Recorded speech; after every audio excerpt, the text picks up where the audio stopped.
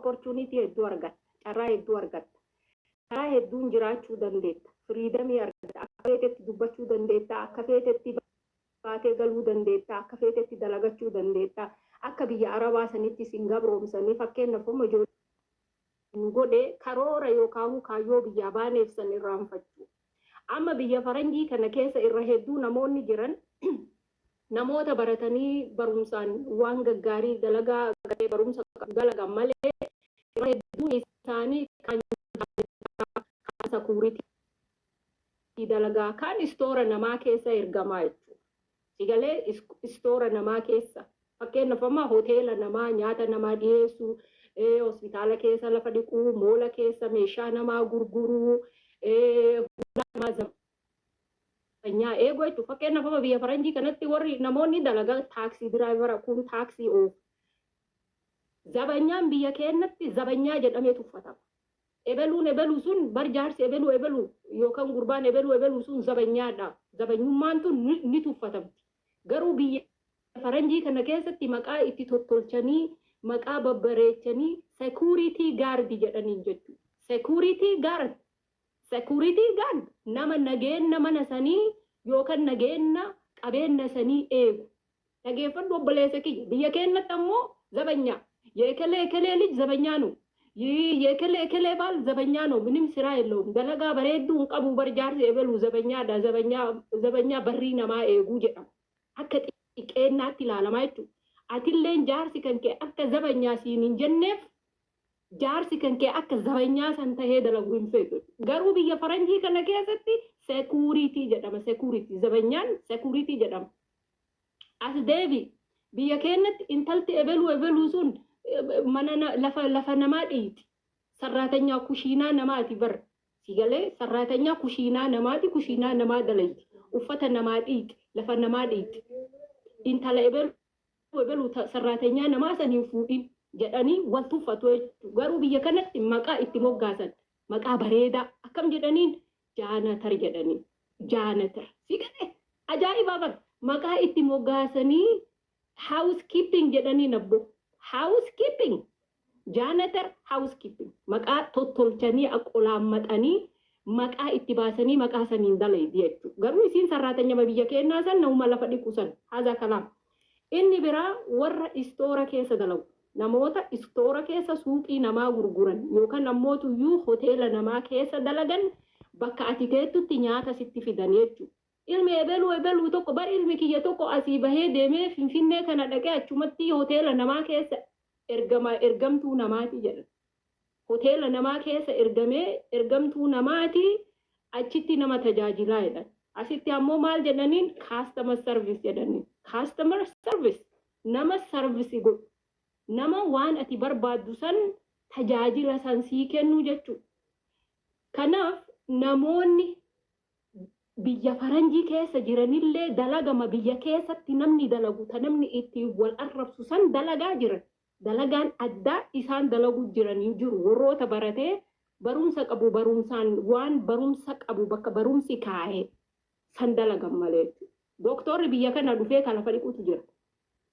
Doktorri Itoophiyaa biyya kana dhufee kaasitti kiliiningii yookaan ammoo housekeepingii jaanatarii dalagutu jira jechuudha. Biyya kana dhufee ka taaksii oofutu jira jechuudha. Narsiin biyyarraa dhuftee asitti ka barumsa qabdu ka waan biyyatti tuffatamu san gaddeebitee asitti dalaytu jira jechuudha. So dalagaa tuffachuu osoo hin taane dalagaadhaan wal arrabsuu osoo hin taane wanti nu baasu dalagaa namni tuffatu maqaa badduu itti baase san nuti maqaa bareedaa kenninee fi maqaa bareedaa saniin bannee biizinasa yoo irratti dalaganne ni dandeenya jechuudha. Fakkeenyaaf amma biyya keenya keessatti kaampaanii housekeepingii tireengoon housekeeping nama warra lafa dhiqu kana yookaan namoota waa qulqulleessan kana kaampaanii namoota kana shaakalchiisu yookaan tireengoon kana qopheessinee biyyuma keessattuyyuu facaafnee akka isaan dalagatan gochuu dandeenya jechuudha. Zabanyaa warra jedhaniin kana security guard jennee itti moggaafnee kaampaaniidhaan leenjifnee uffata bareedaa security guard jedhu itti kennee security guarditti dalagatan gochuu dandeenya jechuudha. Kanaaf bakka biyya deeman osoo hin taane kan nama jijjiiru sammuu keenya kana mataa keenya kanatu nu jijjiira jechuudha. nuti dura sammuu kennan mataa kennan jijjiiramuu qabna. Ilaalchi nuti biyya keessatti qabnu akkaataan nuti dalagaa itti ilaallu fi akkaataan nuti biyya wayita baane itti ilaallu wal adda jechuudha. So sammuu kenna kana haaromsinee biyya keenyatti gallee dalagachuun dirqama. Amma dhiyeenna kana googilii irratti waan bahe wahiitiin argee reef lu'aan xiqqoo isii irraa tuuxee turte. Waggaa 10 booda Itoophiyaa keessatti lafa argachuu hin dandeettu, lafa bitamuu hin danda'u. Itoophiyaa keessa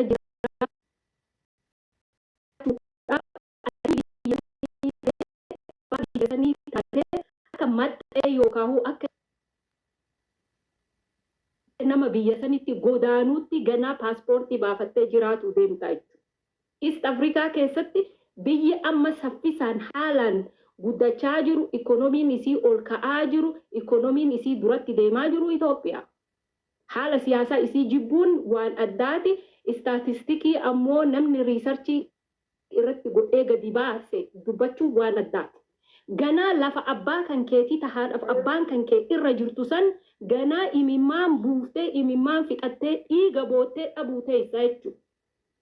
Osoo hin fagaatiin, osoo hin turin lafa kan keetii irratti investii gochuun dirqama. Itti aansuudhaan gara fayyaa qaama keenyaa baqattummaadhaan wal qabatee nama osoo naannoo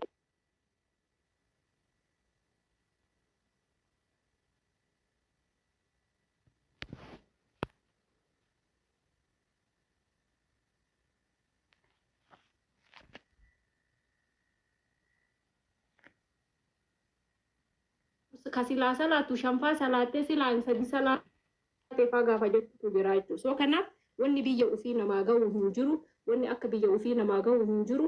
Biyya keenya keessatti haa investi goonu, fayyaa sammuu keenyaa haa eeggannuun isiniin jedha. Salaateetiin isinit deebi'a lu'a ammaaf asumarratti hin dhaaba. Hanganumaan jedha itti fufa inshaallah. Niin dhufa salaatatu haalaan naggayaa sitti ni deebi'a. Dhiifama. Waan barreeffadde takkallee isiniin dubbifnee niin deebi'a inshaallah. Wayita dhuftu garuu viidiyoon nu dhufta rahmayyee. Homaa rabboon qabu video jechuun jiranii salaataaf illee Yeah, I wanted to see your face.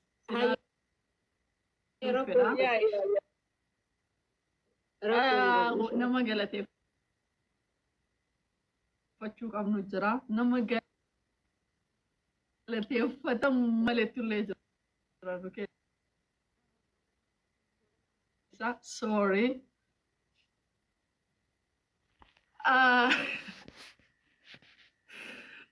Namni nu galateeffachuu malee obboleessa ta'e nagaa isin bira dhaabbadhaan biyya keessa jira waan biraa osoo hin ta'in ogummaa teeknikaatiin the backbone for our social media kennaaf backbone isin galee shamarran itti ibni shamarran illee sababa kenna isaan waa jechuun jiran wallahi alaa ra'asuna mataa kenna irra jira obboleessa kee asad family ka jedhu kan lion family gartanii follow godhaanii billion challenge qaba dirqama kenna mara biyya arabaa jira arabatu challenge isaa kenna yaa arabni follow-tti waan hin barbaanneef mi'aatu nama ta'ii follow si haa godhan